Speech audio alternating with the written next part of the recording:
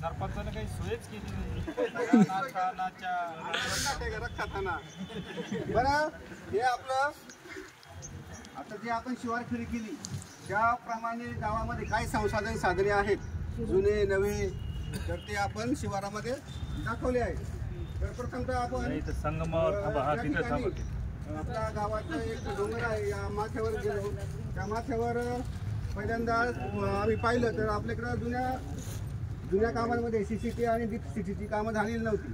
त्यामुळे आपण तिथे पहिल्यांदा डीप CCT आणि CCTची कामं प्रपोज केली.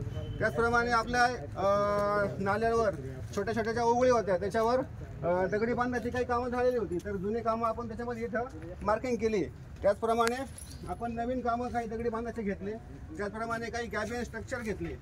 आणि जे आपल्याकडं एक गावतळ आहे, पाझर तलाव आहे, तर त्या पाझर तलावामध्ये आजपर्यंत आपल्या गावातील जे आदिवासी बांधव आहेत त्यांना काही मच्छीमारी करता येत नव्हती, तर आपण त्या ठिकाणी मत्स्य विभागाच्या सहाय्याने मत्स्यबीज सोडण्याचे ठरवले आणि त्याच्यामध्ये आता आपण मत्स्यपालन करणार आहोत.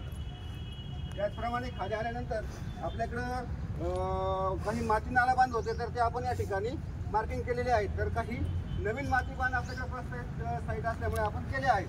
तसेच खाली आल्यानंतर आपल्याकडं सिमेंट नाला बांध आहेत, तर तो सिमेंट नाला बांध आपण इथे प्रपोज केलेला आहे. तसेच एक नवीन सिमेंट बांध देखील आपण प्रपोज केला आहे आणि हा जुना सिमेंट बांध इथे दाखवलेला आहे.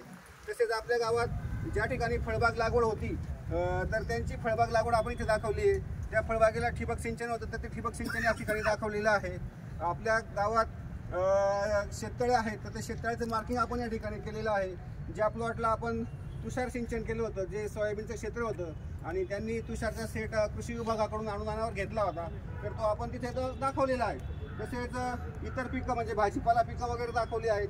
ज्या विहिरी आहेत, आपल्याला विहिरींची पाणी पातळी घ्यायची आहे, आणि एक माथ्यावरची विहीर दाखवली आहे, एक मध्यावरची विहीर आणि एक खाली पायथ्यावरची विहीर दाखवलेली आहे.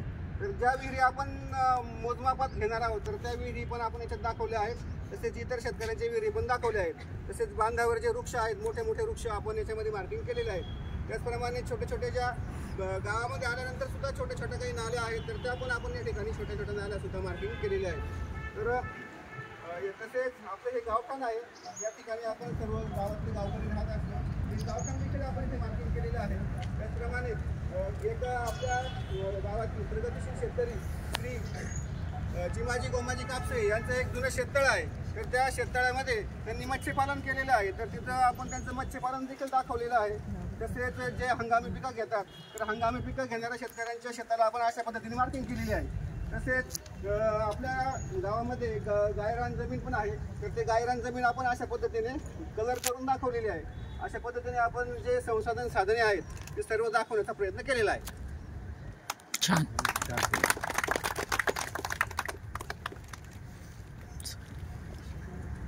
गावकरी बरोबर आहे का सर्व?